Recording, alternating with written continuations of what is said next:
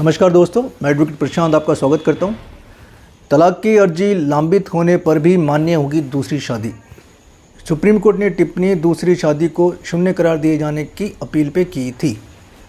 Judgement के बारे में डिटेल में बात करेंगे। सुप्रीम कोर्ट ने कहा कि डिवोर्स के अगेंस्ट अपील अगर पेंडिंग है और अगर दूसरी शादी हो जाती है या दूसरी शादी कर ली जाती है तो वो मान्य करार होगी। उसे मान्य करार दिया इस जजमेंट के अंदर। सुप्रीम कोर्ट ने ऐसा क्यों किया, उस मुकदमे की क्या परिस्थितियाँ थी और क्या कहता है हिंदू मैरिज एक्ट सेक्शन 15, तो इस वीडियो में आज इसी बारे में बात करेंगे। अगर आपने हमारा चैनल सब्सक्राइब नहीं किया तो प्लीज़ सब्सक्राइब चैनल और प्रेस द बेल आइकन। पहले बात करते हैं सेक्शन 15 हिंदू मैरिज एक्ट। ये कहता है कि दूसरी शादी किन स्थितियों में या किन शर्तों पे दूसरी शादी की जा सकती है। इसके अनुसार अगर डिवोर्स डिग्री के अगेंस्ट अपील का राइट नहीं है, पहली शर्त अपील का राइट नहीं इन द सेंस, मान लीजिए एक पक्ष ने शादी कर ली तो जिसने शादी कर ली सेकंड मैरिज, उसको अब अपील का अधिकार ही नहीं रहा। लेकिन कंडीशन है जो अपील करने का टाइम पीरियड था वो निकल चुका है और उस दौरान अपील प्रेजेंट नहीं की गई। तीसरी शर्त है कि अपील प्रेजेंट हुई थी लेकिन कोर्ट ने खारिज कर दी। तो ये 3 शर्तें हैं सेकंड मैरिज के लिए। आज हम जिस मुकदमे की बात कर रहे हैं उसमें हाई कोर्ट में डिवोर्स के अगेंस्ट अपील पेंडिंग थी। उस दौरान एक पार्टी ने शादी की। जिस पार्टी ने शादी की है उसके स्पाउस ने ही उस शादी को शून्य करार देने के लिए सुप्रीम कोर्ट में अपील की थी, लेकिन सुप्रीम कोर्ट ने उस शादी को शून्य करार नहीं दिया, उसको वैलिड करार दिया। तो थोड़ा इसे डिटेल में समझते हैं और सुप्रीम कोर्ट ने टिप्पणी क्या की ये भी जानेंगे। इस मुकदमे में पत्नी ने तलाक की एप्लीकेशन लगाई फैमिली कोर्ट में। On the merit of case family court ने पत्नी को तलाक की डिग्री दी।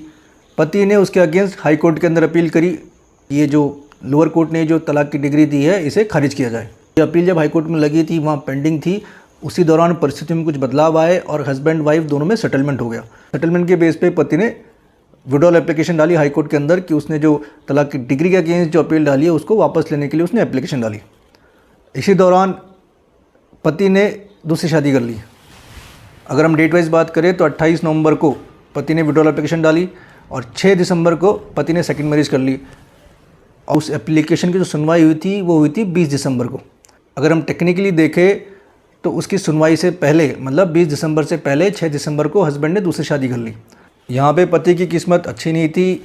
सेकंड वाइफ पहुँच गई लोअर कोर्ट के अंदर उस मैरिज को शून्य करार देने के लिए, क्योंकि हाई कोर्ट के अंदर वो डिस्पोज हुई थी 20 दिसंबर को और उनकी शादी हुई थी 6 दिसंबर को। मतलब जब उनकी शादी हुई थी तो उसकी अपील पेंडिंग थी टेक्निकली कोर्ट में। As per Hindu marriage act section 15 के हिसाब से वो शादी इनवैलिड होगी या शून्य होगी। लोअर कोर्ट ने पत्नी के पक्ष में फैसला दिया और उस शादी को शून्य करार दिया। हस्बैंड हाई कोर्ट पहुंचा, हाई कोर्ट ने भी पत्नी के पक्ष में ही फैसला सुनाया। फाइनली हस्बैंड ने अप्रोच किया सुप्रीम कोर्ट में।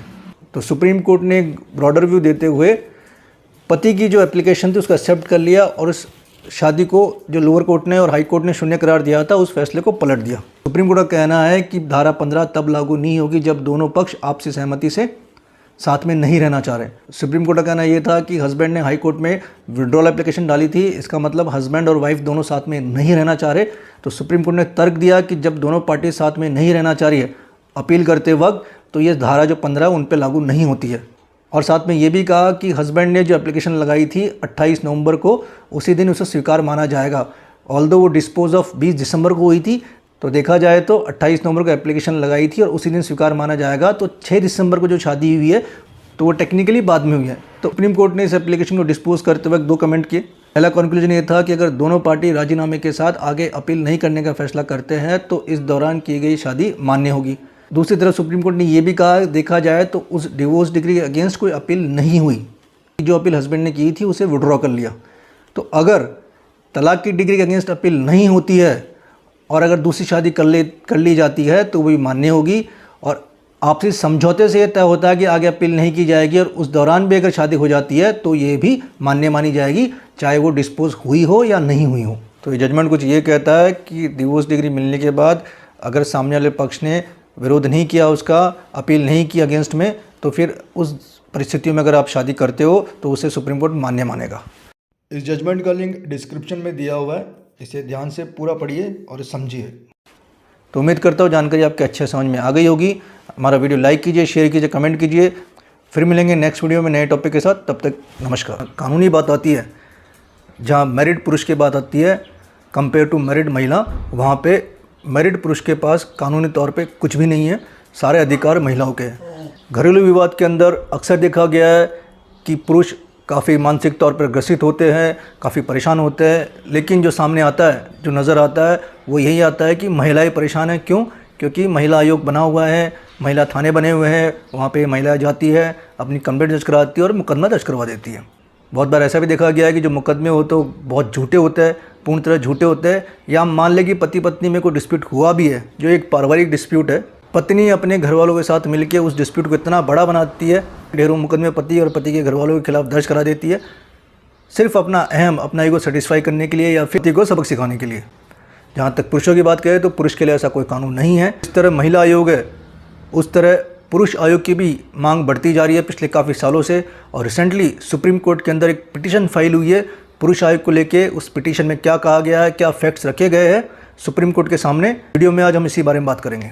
अगर आपने हमारा चैनल सब्सक्राइब नहीं किया है तो प्लीज़ सब्सक्राइब चैनल और प्रेस द बेल आइकन। पीड़ित महिलाओं के लिए अपनी बात रखना बड़ा आसान होता है।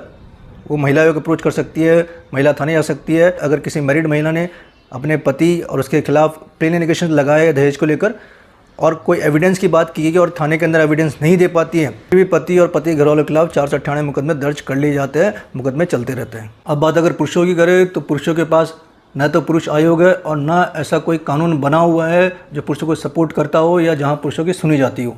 जितना आसान महिला के लिए है कंप्लेंट दर्ज कराना, मुकदमा दर्ज कराना, पुरुषों के लिए ऐसा बिल्कुल भी नहीं है। रिसेंटली मार्च में सुप्रीम कोर्ट में मनोज कुमार तिवारी साहब ने एक पिटीशन फाइल की, जहां पे उन्होंने NCRB national crime record bureau का हवाला देते हुए कुछ आंकड़े बताए। उन आंकड़ों में बताया गया कि 2021 के अंदर तकरीबन 1,60,000 के आसपास सुसाइड हुए, आत्महत्या हुई है। उनमें से 80,000 वो लोग थे जो मैरिड पुरुष थे, कि पारिवारिक समस्याओं की वजह से, झगड़ों की वजह से आत्महत्या करने को मजबूर हुए। 80,000 के अंदर बहुत बड़ा आंकड़ा ये भी था जो सीधे तौर पे कानूनी तौर पे जुड़े थे, जहाँ पे पत्नी ने पति पे झूठे मुकदमे करा रखे थे या मुकदमे करा रखे थे 498 के। अगर रिसेंट डेटा की बात करें तो तकरीबन 1 लाख पुरुष आत्महत्या कर चुके हैं पारिवारिक कारणों की वजह से। वो पिटीशन में ये भी कहा गया कि डेवलप नेशंस जैसे UK, कनाडा, US, यहाँ पे जो कानून है वो जेंडर न्यूट्रल है, वहाँ पे पुरुष और महिला के समान कानून है। जबकि इंडिया के अंदर आज भी ये जेंडर स्पेसिफिक है, यहाँ पे एक स्पेसिफिक जेंडर के लिए कानून बने हुए हैं, जहाँ बात की जा रही है महिलाओं की। पुरुषों के लिए आज भी यहाँ कोई कानून स्पेसिफिकली बने हुए नहीं हैं, जबकि डेवलप नेशंस के अंदर ये स्थिति होती है न्यूट्रल जेंडर के हिसाब से। तिवारी साहब ने NCRB डेटा का हवाला देते हुए सुप्रीम कोर्ट से मांग की है कि जब तक पुरुषों के लिए कोई स्पेसिफिक कानून नहीं आ जाता जो इनको घरेलू हिंसा से बचाव कर सके, जैसे पत्नियों के साथ होता है, तब तक कम से कम पुरुष आयोग का गठन किया जा सके, जहाँ पे जो भी पीड़ित पुरुष है अपनी जाके कंप्लेंट दर्ज करा सके और अगर ज़रूरत पड़ी तो पत्नी और उसके घर वालों के अगेंस्ट एक्शन लिया जा सके। ये मांग फिलहाल उस पिटीशन में की गई है, जहाँ पे पुरुष आयोग गठन करने पे जोर दिया गया है। पुरुष आयोग के अंदर भी वो पत्नी और उसके खिलाफ, घर वालों के खिलाफ कंप्लेंट दर्ज कराने का हकदार हो और वहाँ पे उसे इंसाफ मिले, और अगर आयोग को लगता है तो उनके खिलाफ कार्रवाई की जा सके। हम आपको बता दें कि भारत के अंदर हर साल तकरीबन 5 लाख से ज़्यादा 498 के मुकदमे दर्ज होते हैं, जो कि बड़ी चिंताजनक है। ऐसी बात है, 5 लाख मुकदमे सारे सस्ते होते नहीं हैं। हाई कोर्ट, सुप्रीम कोर्ट ये बहुत अच्छी तरह जानते समझते हैं कि जो धाराएँ, जो कानून पत्नी के लिए बनाया गया है, उनका बहुत ज़्यादा मिसयूज़ हो रहा है, उनका मिसयूज़ बढ़ रहा है पिछले कुछ सालों से। आपको बता दें 498 को एक समय पे सुप्रीम कोर्ट ने लीगल टेररिज्म के नाम से संबोधित किया था, जहाँ पे महिलाएं झूठे मुकदमे दर्ज कराती है पति और पति के घर वालों के खिलाफ और वहाँ से अपने जो भी उनके ईगो सेटिस्फाई करती है या फिर उनसे एक्सटॉर्शन होता है, पैसे मांगे जाते हैं, प्रॉपर्टी मांगी जाती है। तो उम्मीद करते हैं कि सुप्रीम कोर्ट में जो पिटीशन लगी है उसको सुप्रीम कोर्ट एक्सेप्ट करे और जल्द से जल्द ऐसे आयोग का गठन हो जहाँ पे पुरुषों की भी मांगों को सुना जाए, उनकी भी परेशानियों को सुना जाए। आज के समय में जो हम कह रहे हैं कि जेंडर इक्वलिटी होनी चाहिए, तो जेंडर इक्वलिटी हर तरीके से होनी चाहिए, कानूनी रूप से भी होनी चाहिए। अगर कानून में महिलाओं के लिए प्रावधान है तो पुरुषों के लिए भी होना चाहिए। ये भी बता दें कि इस पिटीशन के अंदर सुप्रीम कोर्ट के अलावा गवर्नमेंट को भी पार्टी बनाया गया है, सेंट्रल गवर्नमेंट को भी पार्टी बनाया गया है, क्योंकि ऐसा नहीं है कि मानसिक प्रताड़ना सिर्फ महिलाओं को होती है, पुरुषों को भी काफ़ी मानसिक प्रताड़ना होती है। जो NCRB का डेटा है वो भी चीज़ बता रहा है कि पुरुषों में मानसिक प्रताड़ना ज़्यादा है। यही वजह है कि वो आत्महत्या, सुसाइड कर रहे हैं। तो आज का वीडियो इसी बारे में था। उम्मीद करता हूँ आपको जानकारी समझ आई होगी। फिर मिलेंगे नई वीडियो में नए टॉपिक के साथ, तब तक नमस्कार। इस वीडियो में बात करेंगे रिसेंट जजमेंट की पंजाब हरियाणा हाई कोर्ट का, जहाँ पे एक महिला द्वारा झूठी FIR कराने पे न सिर्फ बल्कि उसे चेतावनी दी बल्कि उस पर एक आर्थिक दंड भी लगाया। डिटेल में समझेंगे कि हाई कोर्ट ने ऐसा क्यों किया और चेतावनी देते वक्त हाई कोर्ट ने क्या टिप्पणी करी, ये डिटेल में जानेंगे। आपको बता दें एफआईआर में धाराएं थी वो 323 और 354 की थी। 323 आपकी मारपीट हो गई। धारा 354 लगती है जब किसी महिला की मॉडेस्टी को भंग किया जाता है, आउटरीच किया जाता है, तो धारा 354 लगती है। इसके अंदर फर्दर ABCD 4 धाराएं हैं। यहाँ पे जो सज़ा का प्रावधान है वो 5 साल का है। ये नॉन कंपाउंडेबल ऑफेंस है। 2009 से पहले कंपाउंडेबल ऑफेंस हुआ करता था, पर 2009 के अंदर अमेंडमेंट के बाद ये नॉन कंपाउंडेबल ऑफेंस है। मतलब ये अदालत के अंदर समझौते योग्य ऑफेंस नहीं है। किसी पुरुष का झगड़ा किसी महिला से होता है और अगर वहाँ 323 लगी है तो 99.9% वहाँ 354 भी लगता ही लगता है। महिला लगवाती है या पुलिस थाने में लगाई जाती है। हम कह सकते हैं कि 354 धारा का एक तरह से महिलाएं मिसयूज़ करती है पुरुषों पर दबाव बनाने के लिए।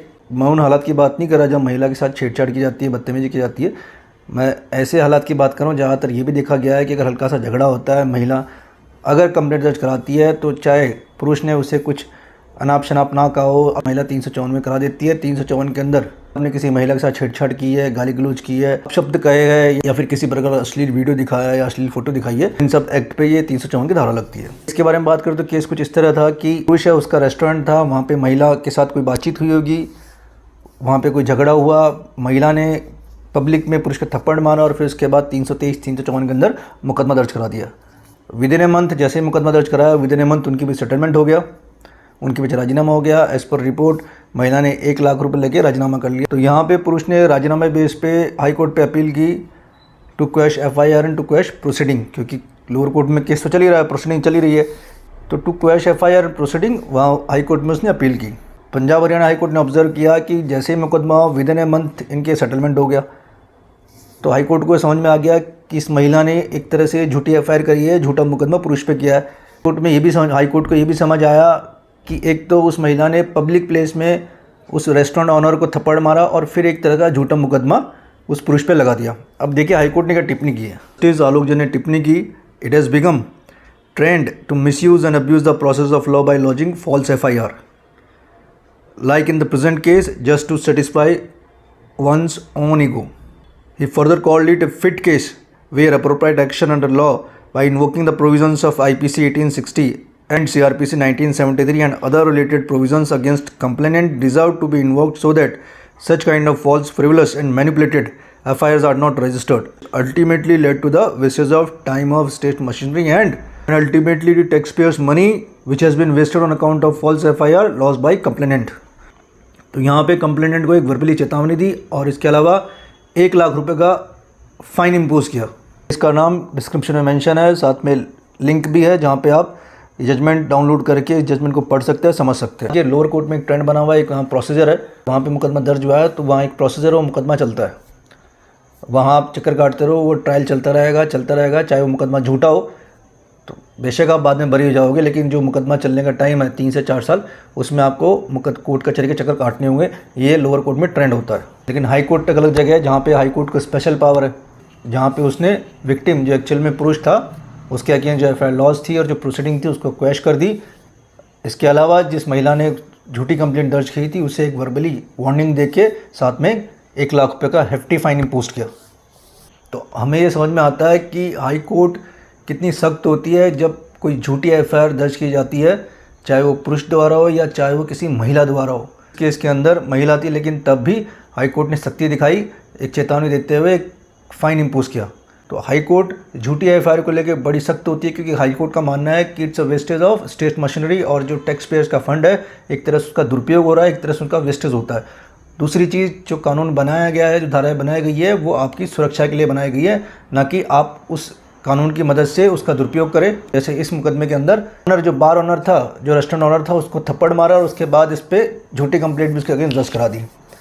क्योंकि हमारे समाज में एक ट्रेंड बना हुआ है कि महिला ही पीड़ित होती है, पुरुष पीड़ित नहीं होता है। तो दोस्तों उम्मीद करता हूँ वीडियो अच्छा लगा होगा। डिस्क्रिप्शन में जजमेंट का लिंक है, जजमेंट को जरूर पढ़िए, देखिए हाई कोर्ट ने टिप्पणी क्यों की है। फिर मिलेंगे नए वीडियो में नए टॉपिक के साथ, तब तक के लिए नमस्कार। तो आज हम बात करेंगे ऐसे ही घरेलू हिंसा के मुकदमे की, जहाँ पत्नी ने पति पे डोमेस्टिक वायलेंस के तहत मुकदमा किया, उससे मेंटेनेंस मांगा, वो मुकदमा हाई कोर्ट तक गया और हाई कोर्ट ने क्या फैसला दिया, हाई कोर्ट ने क्या टिप्पणी करी, जानेंगे इस पूरी वीडियो में। जजमेंट समझने के लिए वीडियो एंड तक जरूर देखिएगा। अगर आपने हमारा चैनल सब्सक्राइब नहीं किया तो प्लीज़ सब्सक्राइब चैनल और प्रेस द बेल आइकन। तो आपको बता दें ये रिसेंट जजमेंट है, मार्च 2023 का जजमेंट है बॉम्बे हाई कोर्ट का। इसमें इस मुकदमे में क्या होता है कि पत्नी द्वारा पति पे मुकदमा किया जाता है डोमेस्टिक वायलेंस का, साथ ही सेक्शन 12 के तहत उससे मेंटेनेंस मांगा जाता है। लोअर कोर्ट के अंदर जब मुकदमा चलता है तो लोअर कोर्ट ये ऑब्जर्व करता है कि पत्नी ने जो एप्लीकेशन में जो दलीलें दी है और जो कोर्ट में स्टेटमेंट दिया है उसमें मिसमैच है। दूसरी बात, जो डोमेस्टिक वायलेंस का वो क्लेम करती है उससे रिलेटेड उसने कोई एविडेंस या डॉक्यूमेंट ऐसे पेश नहीं करे जिससे साबित हो सके कि पति ने या पति के घर वालों ने उस पर घरेलू हिंसा की है, उसको प्रताड़ित किया, उससे परेशान किया। फाइनली लोअर कोर्ट ने उस मुकदमे को झूठा बताते हुए उस मुकदमे को खारिज कर दिया और सेक्शन 12 के तहत उसने जो मेंटेनेंस की मांग की थी उस एप्लीकेशन को रिजेक्ट कर दिया। पत्नी ने यहाँ अपर कोर्ट एडिशनल सेशन कोर्ट में अप्लाई किया मेंटेनेंस के लिए। सेशन कोर्ट ने भी ये बात मानी कि पत्नी ने पति पे किसी तरह घरेलू हिंसा नहीं करी है और पत्नी को किसी तरह का रिलीफ देने से मना कर दिया, चाहे वो मॉनेटरी रिलीफ हो, चाहे वो हाउस रेंट हो या फिर रिफंड ऑफ डॉरी आइटम हो। परंतु यहाँ पे पत्नी ने 125 सीआरपीसी की एप्लीकेशन लगाई थी तो सेशन कोर्ट ने 125 सीआरपीसी की एप्लीकेशन अप्रूव कर दिया कि पत्नी ने क्लेम किया था कि मेरे पति ने मुझे नेगलेक्ट किया है, मुझे रिफ्यूज़ किया रखने से। तो यहाँ पे सेशन कोर्ट ने 125 की एप्लीकेशन कंसिडर करते हुए मेंटेनेंस पास कर दिया। इसके अगेंस्ट पति ने बॉम्बे हाईकोर्ट में रिवीजन फाइल की। बॉम्बे हाईकोर्ट ने टिप्पणी करी कि जो मुकदमा था ये डोमेस्टिक वायलेंस का था। पत्नी ने जो कारण दिया मेंटेनेंस के लिए कि neglect and refusal bye husband, high court ने यह ऑब्जर्व किया कि मुकदमा डोमेस्टिक वायलेंस का था और जो पत्नी ने सेक्शन 12 की एप्लीकेशन लगाई थी वो खारिज हो गई। 125 सीआरपीसी के एप्लीकेशन में जो रीज़न बताया था नेगलेक्शन एंड रिफ्यूज़ल वो as per the provisions of DV act के अकॉर्डिंग नहीं था और सेशन कोर्ट ने जो मेंटेनेंस पे फैसला दिया है वो आउट ऑफ जुरिडिक्शन है, वो सही नहीं है। यहाँ पे हाई कोर्ट ने सेशन कोर्ट के उस फैसले को पलट दिया जहाँ पे 125 की एप्लीकेशन के तहत उसकी मेंटेनेंस ग्रांट की थी, ये कहते हुए कि रिफ्यूज़ल नेगलेक्शन ऐसा कोई कारण as per the provision of DV act में नहीं है।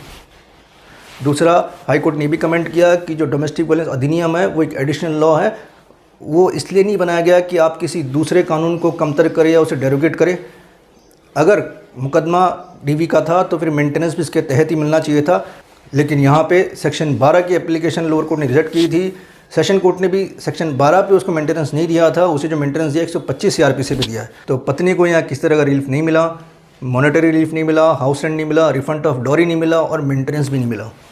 आज हम बात करेंगे पत्नी द्वारा जो मुकदमे किए जाते हैं, डोमेस्टिक वायलेंस हो गया, 125 सीआरपीसी हो गया या फिर 498 हो गया, तो उसके अंदर क्या पति का हर तारीख पे जाना ज़रूरी होता है या फिर वो कौन सी डेट्स है, कौन से स्टेज है जहाँ पे पति का जाना ज़रूरी होता है। क्योंकि अक्सर हमने देखा है कि पत्नी तो कोर्ट में आती ही नहीं है और पति अपना काम धंधा छोड़ के या फिर कहीं नौकरी करता है तो वहाँ छुट्टी लेके कोर्ट में आता है, अपनी हाजिरी लगाता है, कोर्ट प्रोसीडिंग में हिस्सा लेता है, जबकि पत्नी नहीं आती है। ऐसे लोग जिनकी पत्नी ने अपने शहर में जाके मुकदमा किया है, पति दूसरे शहर में रहता है और पत्नी ने मुकदमा दूसरे शहर में कराया, तो उनके लिए बड़ी मुसीबत होती है क्योंकि ऐसे लोगों को 2 दिन की छुट्टी भी लेनी पड़ती है, हो सकता है 2 दिन अपना काम भी बंद करना पड़े और वो हर प्रोसीडिंग में आते हैं। उनका कारण होता है कि उन्हें जानकारी का अभाव होता है, उन्हें नहीं मालूम होता कि कौन सी तारीख को जाना बेहद ज़रूरी है और कौन सी तारीख पे वो स्किप कर सकते हैं या वो नहीं भी जाए तो उस मुकदमे पे कोई फ़र्क नहीं पड़ने वाला।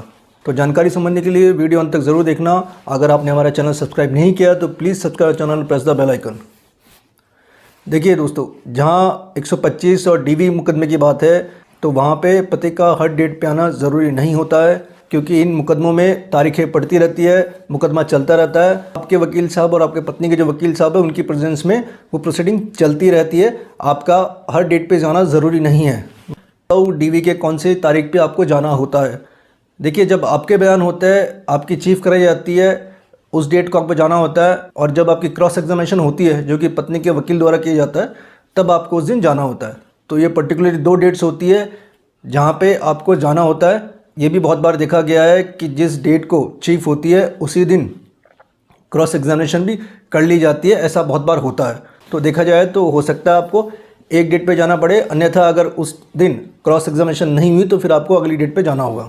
दोस्तों, यहाँ बताना चाहूँगा, अगर कोर्ट इस दौरान आपको बुलाना चाह रही है, उसे आपसे कुछ जानकारी चाहिए तो फिर आपको कोर्ट में आना होगा। आपकी प्रेजेंस कोर्ट में ज़रूरी है। अगर मजिस्ट्रेट आपको किसी जानकारी के लिए या किसी और बात के लिए आदेश देती है, वो कोर्ट में आना है, आपके वकील से कहा जाता है, आपके वकील साहब से कहा जाता है कि इनको अगली बार कोर्ट में पेश करें, तो आपको तब कोर्ट में अगली डेट पे जाना होगा। नहीं तो डीवी 125 के अंदर 1 या 2 डेट पे ही आपको जाना होता है। अब बात करें 498 मुकदमे की, तो 498 का मुकदमा अलग होता है। ये क्रिमिनल नेचर का मुकदमा है, तो यहाँ पे डेट्स ज़्यादा पड़ती है। इसको समझने से पहले हम समझते हैं क्रिमिनल प्रोसीडिंग चलती कैसे। देखिए, 498 केस के अंदर महिला थाने में कंप्लेंट दर्ज की जाती है, महिला द्वारा या पत्नी द्वारा। उसके बाद 2 महीने का टाइम दिया जाता है, जिसे बोलते हैं कूलिंग पीरियड। अगर पति पत्नी में मान लो दोनों एक साथ रहने को राजी होते हैं तो कोशिश की जाती है कि ऐसा हो सके। अगर और अगर ऐसा नहीं हो पाता तो फिर महिला थाने में एफआईआर रजिस्टर्ड हो जाती है।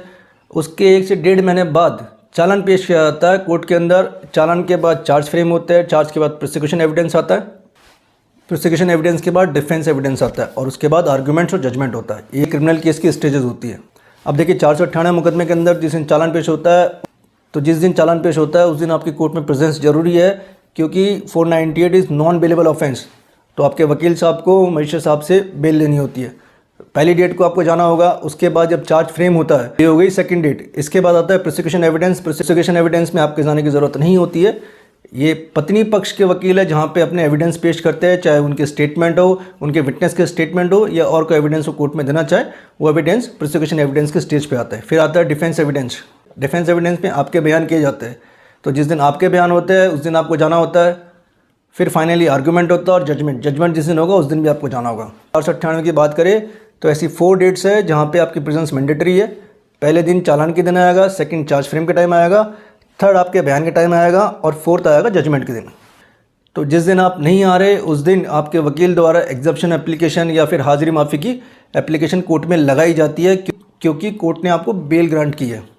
अगर आपकी हाजिरी माफ़ी नहीं लगती है, आप वहाँ नहीं जा पाते हो, तो आपकी बेल जंप हो जाएगी और फिर आपको दोबारा बेल लेनी होगी। तो जब भी आपकी डेट आती है 498 की, आपको अपने वकील से बहुत अच्छी तरह कोऑर्डिनेशन करना है। बिल्कुल मिसकम्युनिकेशन नहीं होना चाहिए। इन सब के अलावा अगर कोर्ट किसी मुद्दे पे या कुछ पूछने के लिए आपकी प्रेजेंस कोर्ट में चाहती है तो भी आपको कोर्ट में आना होगा। तो दोस्तों हमने इस वीडियो में बात की 125 और डीवी एक्ट की। यहाँ पे आपकी 1 से 2 अटेंडेंस होना कंपलसरी है। उम्मीद करता हूँ दोस्तों आपको जानकारी समझ आई होगी। पत्नी द्वारा पति की रिस्पेक्ट नहीं करना, उसके फैमिली मेम्बर्स की रिस्पेक्ट नहीं करना, उसकी जो ट्रेडिशन वैल्यूज़ है, उसके ट्रेडिशंस है, उसको नहीं मानना, उनको ऑर्थोडॉक्स बताना, पति से हर बात पे झगड़ा करना, उसके घर वालों को नीचा दिखाना, क्या कोर्ट इसे क्रूल्टी मानेगी कि पत्नी ने पति पे क्रूल्टी की है? बात करेंगे इसी टॉपिक पे, साथ में डिस्कस करेंगे हाई कोर्ट का जजमेंट जहाँ पे हाई कोर्ट ने इसे क्रूल्टी मानते हुए पति को तलाक दिया है। साथ में ये भी बता दूँ कि पत्नी द्वारा 498 का जो मुकदमा था वो पेंडिंग था। मतलब 498 का मुकदमा पेंडिंग होते हुए भी हाई कोर्ट ने पति को तलाक की डिग्री दी। बात करेंगे इस वीडियो में इस बारे में। जजमेंट समझने के लिए वीडियो एंड तक ज़रूर देखिएगा। अगर आप हमारे चैनल पर नए हैं, आपने चैनल सब्सक्राइब नहीं किया है, तो हमारा चैनल सब्सक्राइब कीजिए ताकि आपको इस तरह के टॉपिक्स पे वीडियोस मिलते रहें। दोस्तों हिंदू मैरिज एक्ट सेक्शन 13 ये कहता है कि पति या पत्नी एक दूसरे से कंटेस्टेड डिवोर्स ले सकते हैं अगर उनके साथ क्रूल्टी हुई है, अगर या फिर उन्हें बिना किसी वजह के छोड़ रखा है, तो इन आधारों पे भी तलाक हो सकता है। हम जिस जजमेंट की बात करें वो मार्च 2023 का जजमेंट है मध्य प्रदेश हाई कोर्ट का, जहाँ पे पति को क्रूल्टी के आधार पे तलाक मिला है। यहाँ पे ऐसा हुआ कि पति पत्नी की 2009 के अंदर शादी हुई। उसके बाद उनके बीच कुछ डिस्प्यूट हुए।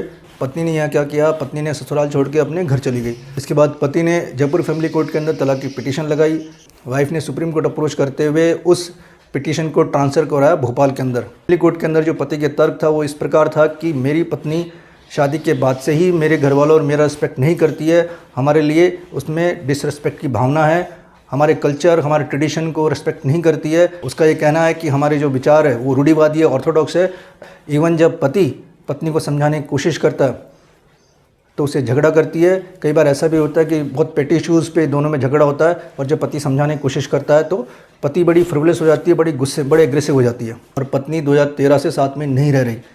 तो पति ने क्रूल्टी और डिजर्शन को ग्राउंड बनाते हुए यहाँ पे डिवोर्स की डिग्री की मांग की। जहाँ तक डिजर्शन की बात है तो फैमिली कोर्ट ने ऑब्जर्व किया कि जब पति ने पिटीशन फाइल की थी तो उनको अलग हुए 2 साल नहीं हुए थे। डिजर्शन यही कहता है कि पत्नी पति को छोड़ देती है तो कम से कम 2 साल होने चाहिए, उसी के बाद डिजर्शन का ग्राउंड माना जाता है। फैमिली कोर्ट ने यहाँ पे दूसरा ग्राउंड क्रूल्टी को कंसिडर किया। फैमिली कोर्ट ने यहाँ पे उस मैरिज को डिसॉल्व कर दिया। पत्नी ने इसके अगेंस्ट हाई कोर्ट में अपील की। हाई कोर्ट में पत्नी का कहना था कि फैमिली कोर्ट ने पति को फेवर किया है, वहाँ पे पति का जो कंडक्ट है उसको ऑब्जर्व नहीं किया। साथ ही पत्नी ने ये भी कहा है कि उसके पति ने उसके अगेंस्ट काफ़ी कंप्लेंट्स कर रखी है और साथ में ये भी सबमिट किया कि उसने पति पे 498 का मुकदमा कर रखा है जो कि भी पेंडिंग है ट्रायल पे और उस पर भी कोई जजमेंट नहीं आया है। साथ में पत्नी का ये भी कहना था कि दहेज कम देने के लिए पति और उसके घर वाले उसे मेंटली हरेस करते थे, टॉर्चर करते थे और even sometimes husband got physical, उसके साथ मारपीट भी की गई। यहाँ पे पति ने दलील दी कि उसकी पत्नी एरोगेंट, स्टबर्न, शॉर्ट टेम्पर्ड है। साथ ही वो ये भी कहती थी कि वो IPS ऑफिसर की बेटी है। और पति का कहना था कि शादी के बाद जब से पत्नी मैट्रिमोनियल होम में आई है तब से ही वो एल्डर्स की हर बात को डिसोबे करती है, उनकी रिस्पेक्ट नहीं करती, इवन हर छोटी बात पर उनसे झगड़ा करती है, उनको सुनाती है, ताने मारती है। इवन पति ने यह भी क्लेम किया कि पत्नी के पति के साथ भी कोई कॉर्डियल रिलेशन नहीं बन पाए। शादी के बाद से पति और उसके फैमिली मेम्बर्स को इंसल्ट करती आ रही है, वो पति को मेंटली अब्यूज़ करती है, उसे टॉर्चर करती है। और यहाँ पे हाई कोर्ट ने the principle of preponderance of probability, मतलब बिना किसी सबूत के किसी मामले की प्रबलता की संभावना पे भरोसा नहीं किया जा सकता। सिद्धांत के बेस पे हाई कोर्ट ने जो लोअर कोर्ट की डिवोर्स की डिग्री थी उसको कायम रखा और पत्नी ने जो एप्लीकेशन लगाई थी डिवोर्स डिग्री को सेटिस्फाइड करने के लिए उसे खारिज कर दिया गया। तो दोस्तों यहाँ समझने वाली बात यह है कि क्रूरटी का आधार ये भी हो सकता है कि अगर पत्नी पति की रिस्पेक्ट नहीं करती है, उसके घर वालों का आदर सम्मान नहीं करती है, उनको बुरा भला कहती है, उनको नीचा दिखाती है, पति की बेइज्जती करती है, उसकी इंसल्ट करती है, भी एक तलाक का आधार बनता है, क्योंकि कोर्ट इसको क्रूरटी मानेगा कि पत्नी ने पति पे क्रूरटी की है।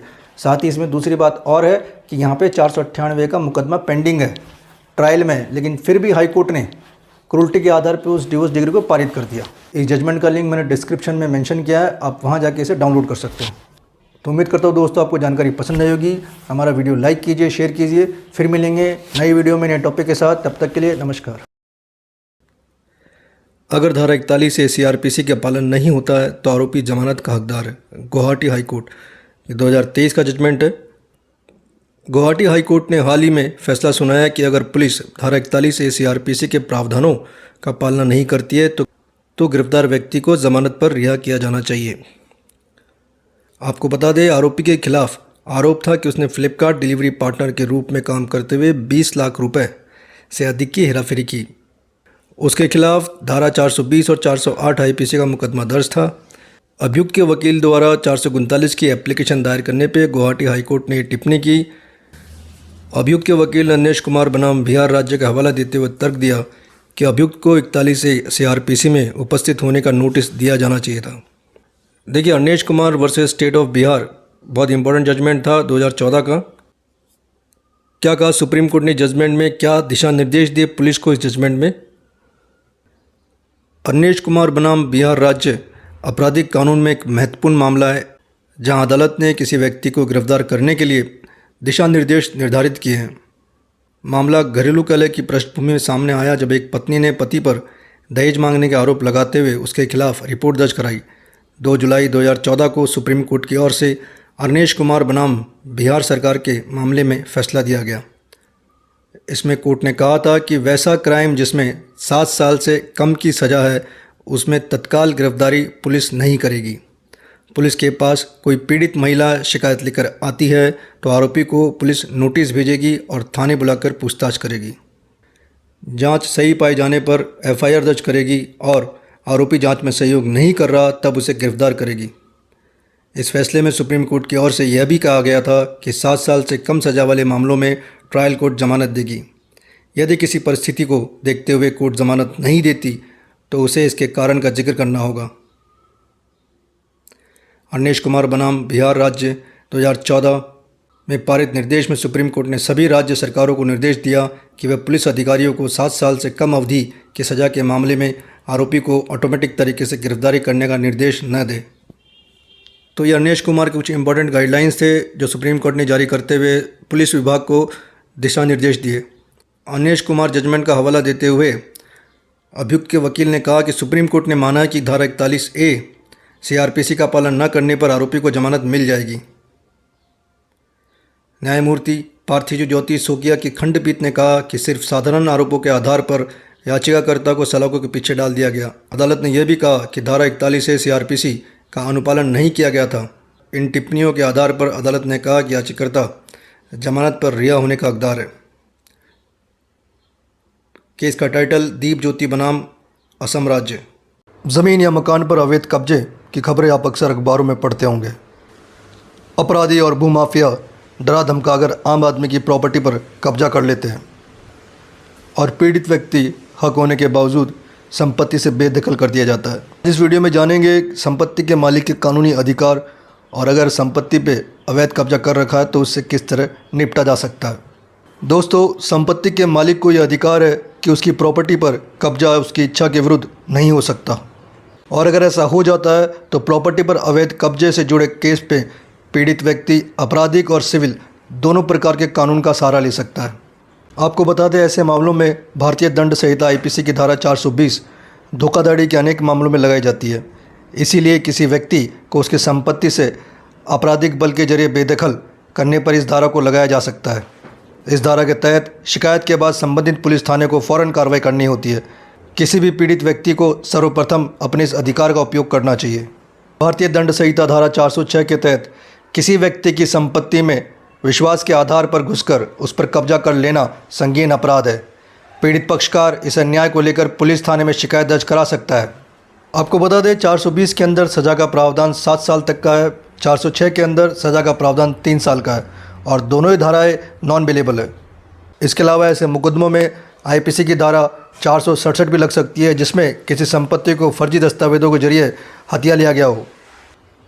आईपीसी की इन धाराओं के अलावा तुरंत इंसाफ के लिए बना कानून स्पेसिफिक रिलीफ एक्ट 1963 की भी मदद ली जा सकती है। इस अधिनियम की धारा 6 में किसी व्यक्ति को उसकी संपत्ति से बेकब्जा करने पर समाधान उपलब्ध कराती है, विशेष तौर पर जब किसी व्यक्ति की संपत्ति में घुसकर उस पर कब्जा कर लिया गया हो। इस धारा के अंतर्गत पीड़ित को सरल संक्षिप्त न्याय दिया जाता है। परंतु आपको बता दें इस अधिनियम का इस्तेमाल तुरंत इंसाफ के लिए होता है। इसमें लिमिटेशन पीरियड सिर्फ 6 महीने का। अगर आपकी संपत्ति पर किसी ने अवैध कब्जा किया है तो इस कानून के तहत विदिन 6 मंथ आपको सूट फाइल करना होगा। अगर एक बार टाइम पीरियड निकल गया तो फिर ये कानून उस पर लागू नहीं होता। अभी recently Punjab Haryana high court ने स्पेसिफिक रिलीफ एक्ट से जुड़े एक मुकदमे को ये कहते हुए खारिज कर दिया कि सूट करने का जो समय है वो टाइम लिमिट क्रॉस कर चुका है। उस मुकदमे में कब्जा 2009 का था, लेकिन परिवादी ने इस अधिनियम के तहत जो सूट फाइल किया था 2013 में किया था, मतलब 4 साल बाद, और यहाँ पे टाइम लिमिट सिर्फ 6 मंथ की है। तो दोस्तों पीड़ित पक्ष के पास ये कुछ कानूनी प्रावधान होते हैं।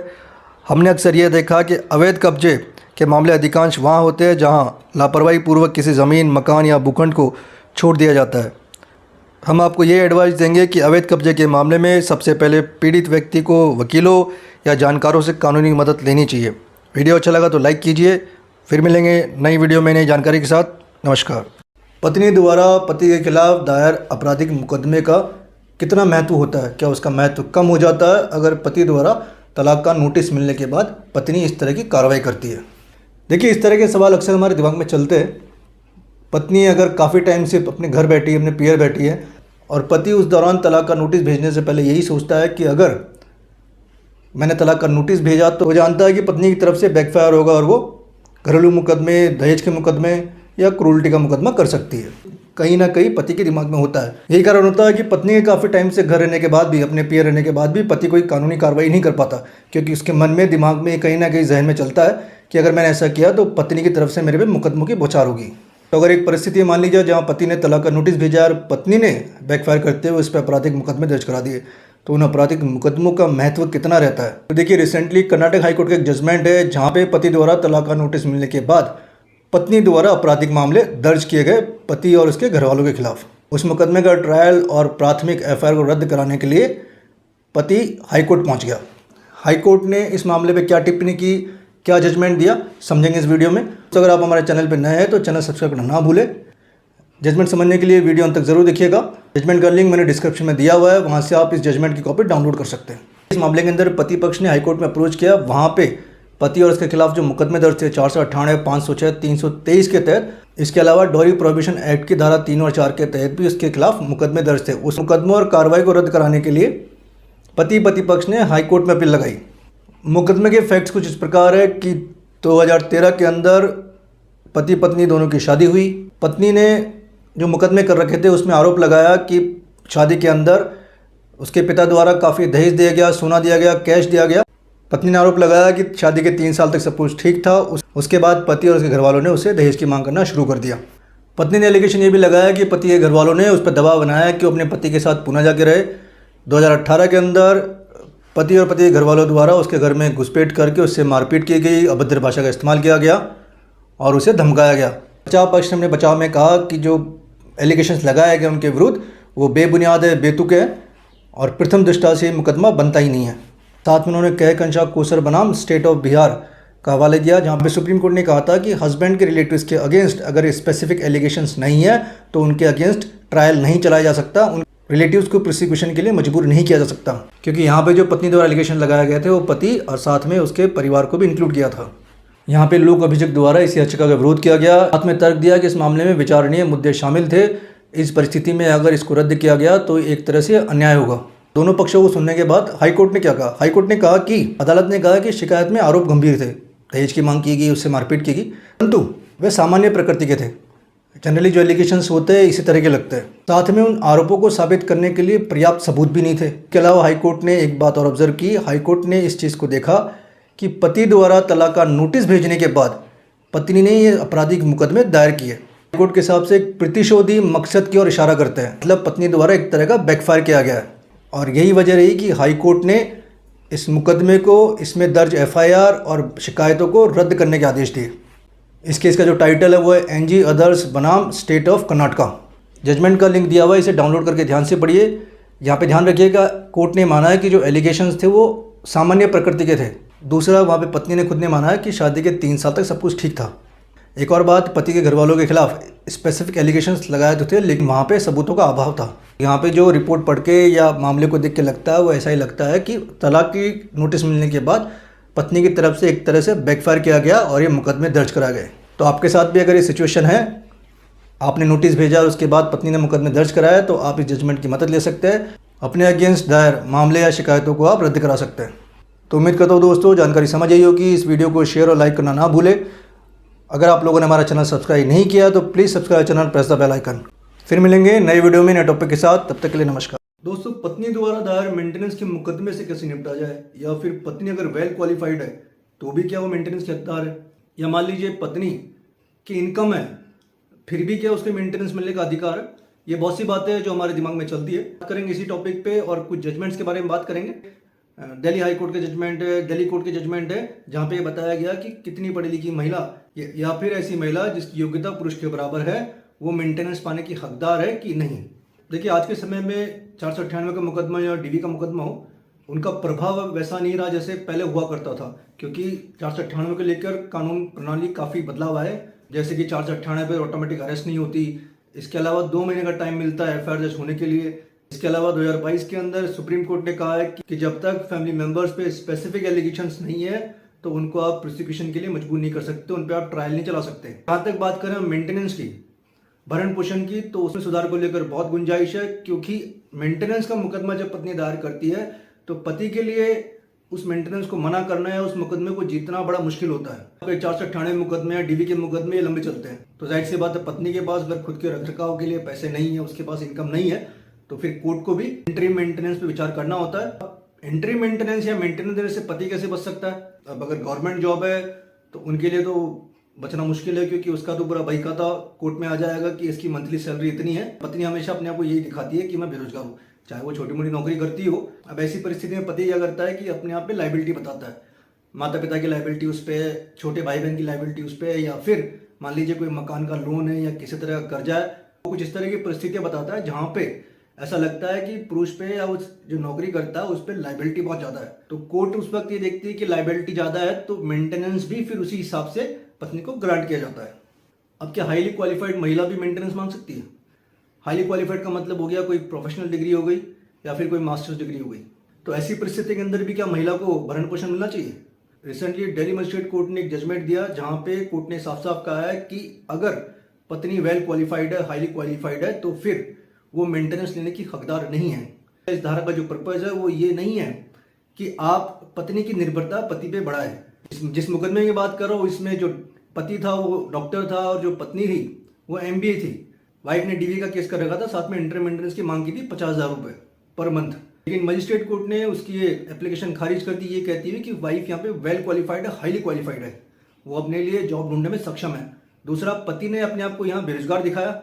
दोनों पार्टीज को सुनने के बाद मजिस्ट्रेट कोर्ट ने जो पत्नी की एप्लीकेशन थी उसे खारिज कर दी। कोर्ट ने कहा the complainant is highly qualified and capable of finding a source of income for herself and allowing maintenance will only promote idleness and dependency on the husband. Therefore, I am not inclined to grant any maintenance in view of her capacity to earn। मतलब court ने साफ तौर पे कहा है कि पत्नी जो है वेल क्वालिफाइड है और अगर ऐसी परिस्थितियों के अंदर उसे मेंटेनेंस दिया जाएगा तो उसकी एक तरह से इडलनेस, आलसीपना या फिर पति पर निर्भरता बढ़ेगी। इसी तरह कुछ और जजमेंट्स भी है जहाँ पे वेल क्वालिफाइड वाइफ का मेंटेनेंस के केस रिजेक्ट कर दिए गए, जैसे कि ममता जायसवाल, राजेश जायसवाल का केस है। ऐसा ही दमनजीत कौर बनाम इंदरमत जुनेजा इस मुकदमे के अंदर पत्नी ने नौकरी से रिजाइन कर दिया था। वो जॉब कर रही थी लेकिन मेंटेनेंस के मुकदमे टाइम उसने रिजाइन कर दिया। अब कोर्ट में साबित करना था कि रीजन ऑफ रेजिग्नेशन क्या था। कहीं सिर्फ मेंटेनेंस लेने के लिए तो उसने रिजाइन नहीं किया। सेटिस्फैक्टरी रीजन कोर्ट में साबित नहीं हो पाया जहां पे कहा जाए कि महिला ने इसलिए रिजाइन किया था। यही वजह है कि इस मामले में मेंटेनेंस एप्लीकेशन खारिज कर दी गई थी। इसी तरह विजय कुमार बनाम हर्षलता अग्रवाल दिल्ली हाईकोर्ट का जजमेंट है, जहां दिल्ली हाईकोर्ट ने कमेंट किया कि हस्बैंड वाइफ दोनों इक्वली क्वालिफाइड और दोनों की इनकम भी सेम है, तो ऐसी परिस्थिति के अंदर इंटरिम मेंटेनेंस ग्रांट नहीं कर सकते। एक ऐसा था तनुश्री दहिया बनाम सचिन दहिया। मामले में वेल क्वालिफाइड पत्नी के लिए बोला गया कि 125 का इस्तेमाल करके आप हस्बैंड से पैसा एक्सटॉर्ट नहीं कर सकते, क्योंकि यहाँ पे पत्नी वेल क्वालिफाइड थी। यहाँ पे 1 लाख की पेनल्टी इंपोज की। तो दोस्तों कुछ जजमेंट से जो बताते हैं कि अगर वाइफ वेल क्वालिफाइड है, इक्वली कैपेबल ऑफ अर्निंग है, तो फिर ऐसी परिस्थिति के अंदर उसे इंटरिम मेंटेनेंस या मेंटेनेंस नहीं मिलना चाहिए। आप हमें व्हाट्सएप पे संपर्क कर सकते हैं, मेल पे संपर्क कर सकते हैं, हम इन जजमेंट्स की कॉपी आपको उपलब्ध करा देंगे। तो उम्मीद करते हैं दोस्तों वीडियो पसंद आएगा, इसे लाइक शेयर करना ना भूलें। अगर चैनल सब्सक्राइब नहीं किया तो प्लीज सब्सक्राइब चैनल। फिर मिलेंगे नई वीडियो में नए टॉपिक के साथ, तब तक के लिए नमस्कार। केरला हाईकोर्ट और बॉम्बे हाईकोर्ट के जजमेंट से क्लियर है कि जब कॉम्प्रोमाइज के बेस पे म्यूचुअल डिवोर्स पिटीशन फाइल की जाती है तो फिर किसी एक पार्टी द्वारा विड्रॉ करना अलाउ नहीं है, या फिर unilateral withdrawal is not allowed to prevent any kind of injustice to another party.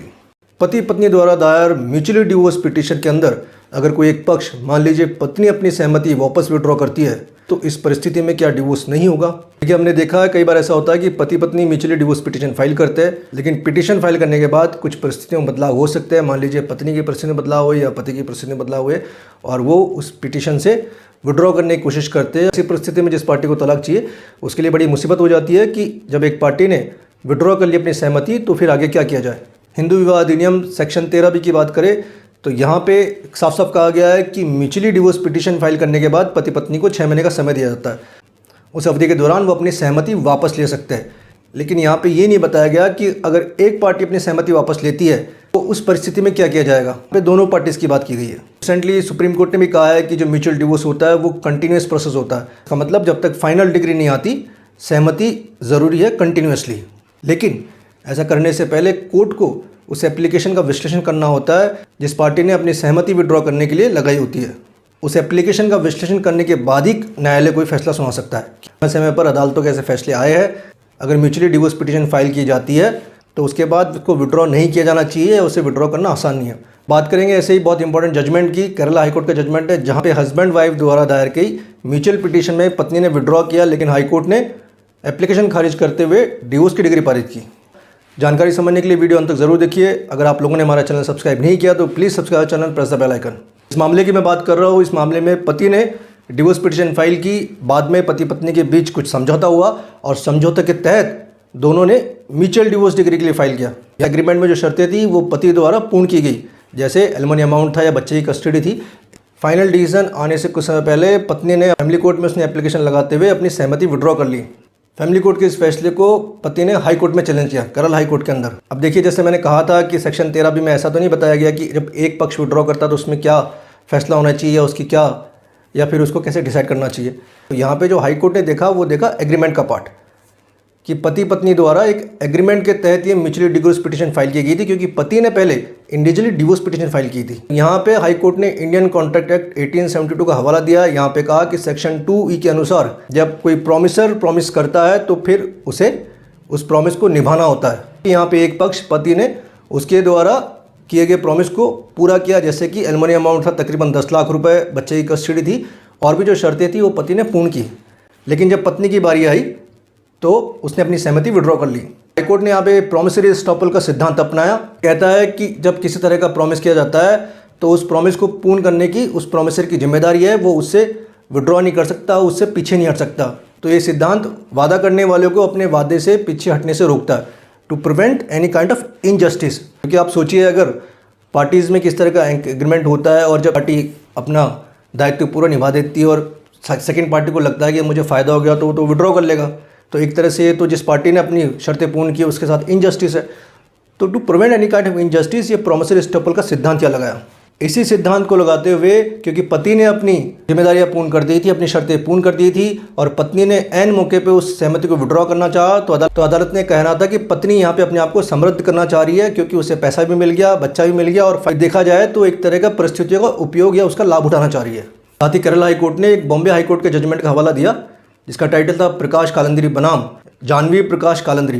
इस मामले के अंदर भी हस्बैंड ने डिवोर्स पिटीशन फाइल की, उसके बाद दोनों के बीच कोई समझौता हुआ, एग्रीमेंट और एग्रीमेंट के तहत एक म्यूचुअल डिवोर्स की एप्लीकेशन लगाई गई। इन फाइनल स्टेज आते आते यहाँ पत्नी ने अपनी सहमति विड्रॉ कर ली। हाईकोर्ट ने ऐसा करने पर रोक लगा दी। बॉम्बे हाईकोर्ट ने टिप्पणी की कि जब किसी कॉम्प्रोमाइज़ के थ्रू आप पिटीशन फाइल कर रहे हो तो आप यूनिलैटरल विड्रॉ नहीं कर सकते और इस तरह की प्रैक्टिस को कोर्ट प्रमोट नहीं कर सकती, क्योंकि इस तरह की प्रैक्टिस को बढ़ावा दिया तो एक तरह का इनजस्टिस होगा और जो लीगल सिस्टम है, जो आपकी कानूनी व्यवस्था है, वो एक मजाक बन के रह जाएंगे कि एक पक्ष अपना काम करा लेगा और जब उसकी जिम्मेदारी आएगी शर्तों को पूर्ण करने की तो वो पीछे हट जाएगा। तो केरल हाईकोर्ट ने जजमेंट का भी हवाला दिया। केरल हाईकोर्ट के जजमेंट की हम बात करें, उसका टाइटल है बेनी वर्सेस मिनी। डिस्क्रिप्शन मैंने इसका लिंक मेंशन किया, आप वहाँ से डाउनलोड करके पढ़ सकते हैं और अगर आपके साथ भी ऐसा हुआ है तो इस जजमेंट का आप इस्तेमाल कर सकते हैं। उम्मीद करता हूँ दोस्तों जानकारी पसंद आई होगी। वीडियो लाइक शेयर करना ना भूले। फिर मिलेंगे नए वीडियो में नए टॉपिक के साथ, तब तक के लिए नमस्कार।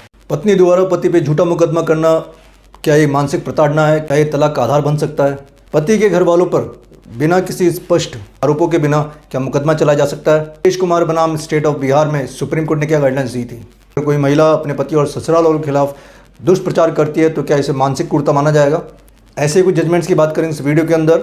साथ में ये भी बात करेंगे ऐसे मुकदमों को लेकर, चाहे वो दहेज का मुकदमा हो, चाहे 498 का मुकदमा हो, इस तरह के मुकदमे को लेकर सुप्रीम कोर्ट ने पिछले कुछ सालों से किस तरह गाइडलाइन जारी करी है और पुलिस को किस तरह के इंस्ट्रक्शंस है जब इस तरह के मुकदमे महिला थाने के अंदर दर्ज कराती है।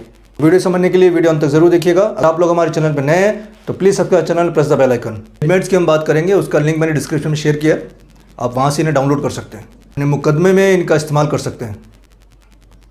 घरेलू हिंसा कानून का दुरुपयोग एक तरह के कानूनी आतंकवाद। जी हाँ, सुप्रीम कोर्ट ने 2005 के अंदर एक मुकदमे में ऐसी टिप्पणी की थी। सुशील कुमार बनाम यूनियन ऑफ इंडिया 498 को सुप्रीम कोर्ट ने एक तरह का लीगल टेररिज्म करार दिया था, कानूनी आतंकवाद कहा था। कोर्ट का कहना था कि निजी रंजिश और बदले की भावना की वजह से 498 के मुकदमे दर्ज कराए जा रहे हैं और इस तरह के कानून के दुरुपयोग से एक तरह का लीगल टेररिज्म शुरू हो सकता है। इस तरह की टिप्पणी सुप्रीम कोर्ट ने 2005 में मुकदमे की सुनवाई के दौरान की थी।